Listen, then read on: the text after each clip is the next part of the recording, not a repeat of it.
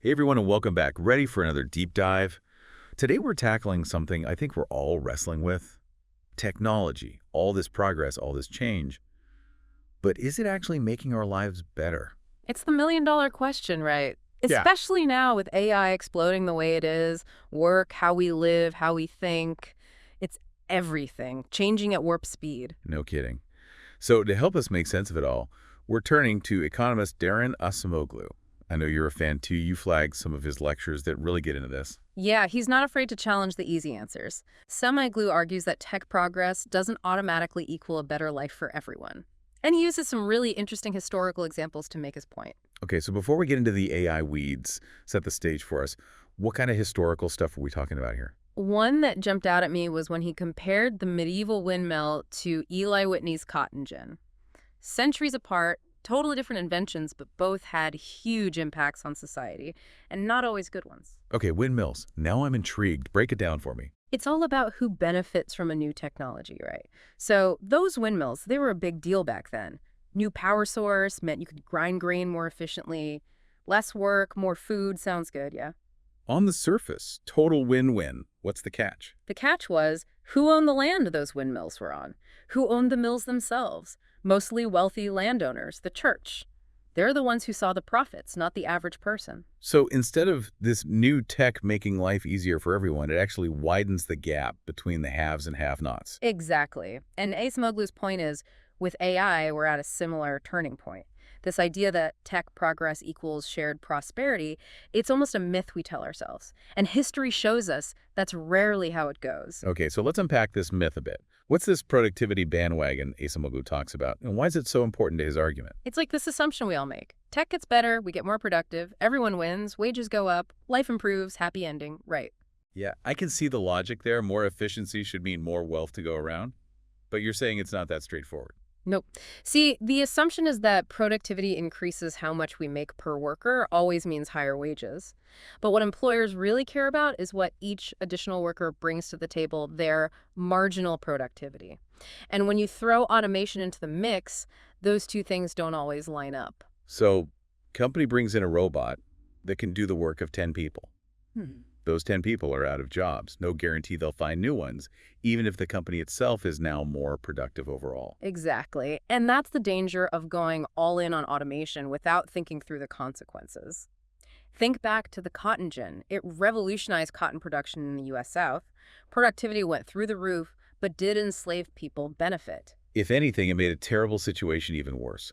More cotton meant more demand for enslaved labor, tragically. And that's a perfect illustration of how tech can actually strengthen existing power structures, not disrupt them, which is a key point Acemoglu makes. So it's like the system itself gets amplified, and the problems just get bigger right along with it. So, if automation's not the answer, then what is? Where do we go from here? Well, Acemoglu, he talks a lot about the importance of what he calls new tasks.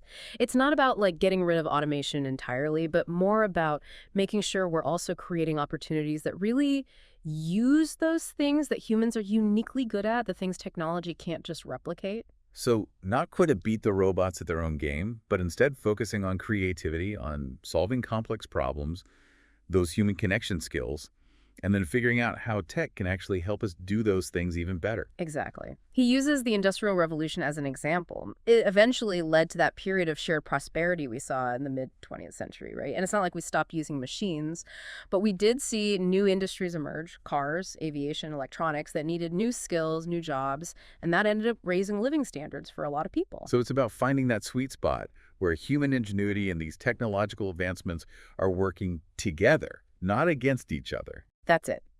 And Acemoglu argues that to get there, we need to shift how we think about the relationship between workers and employers.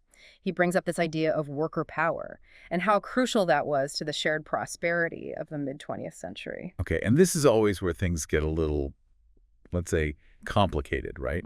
Because now we're talking about things like unions, worker rights, regulations, stuff that people have really strong opinions about. Yeah, you can't really avoid it because we're not just talking about economics anymore, right? We're What? talking about the kind of society we want to live in. And Acemoglu's argument is that a real balance of power in the workplace, it was essential for that shared prosperity back then. So think strong labor unions, workers, having a voice in the decisions companies are making, and yeah, even government regulations to keep corporate power in check. Those were all part of it. So he's saying that the decline in union membership, the push for deregulation that we've seen over the past few decades, that's played a part in the inequality we see now. He definitely sees a connection there, yeah.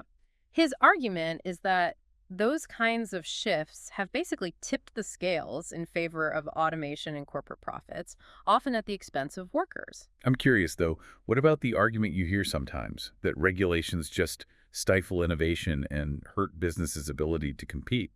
It's a common one, for sure.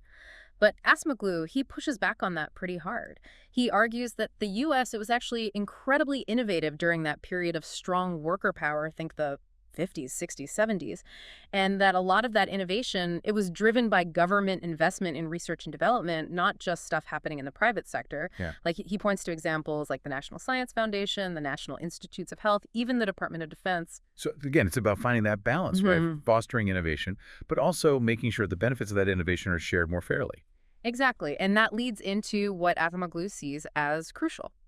We need a new narrative, a new way of thinking about technology's role in society altogether. Okay, I am here for a new narrative. Lay it on me. What does that look like? It starts with recognizing that the future of technology, it's not set in stone. It's not predetermined. It's a choice. We can choose to go down this road of more and more automation, more surveillance, or we can make a conscious decision to prioritize what he calls machine usefulness. Basically creating tech that helps people do things, that augments what we can do, not just replaces us entirely. Machine usefulness. Yeah. I like that. AI is a tool to empower people, not just make them obsolete. Are there examples of this happening right now in the real world? Oh, absolutely. Things are starting to happen. Like, think about the AI tools being developed now to help doctors diagnose diseases earlier or help teachers personalize education for their students. Those are great examples of AI being used to enhance what humans can do, not just replace them. That's a relief, honestly. I was starting to flash back to that one Black Mirror episode. You know the one I'm talking about. But seriously, how do we get more of that machine usefulness and less of the dystopian automation scenario? It feels like there are some really powerful forces pushing us toward that darker future, you know? Yeah, and it raises a big question. Who gets to make those decisions about where tech goes? Acemoglu's point is that we need to democratize that whole process. Workers, everyday people, policymakers. We all need a say in shaping the technologies that are going to shape our future. Democratizing technology. I love the sound of that. But how do we actually do that? It feels like a pretty tall order, you know? Well, Acemoglu, he lays out a few ideas. First, we've got to rebalance power in the workplace. So things like strengthening unions, giving workers a real say in how companies are run, and maybe even taking another look at some of the regulations that have kind of weakened worker protections over the years. So if workers have more power, more of a voice, they're in a better position to advocate for technologies that actually benefit them, not just the bottom line, right?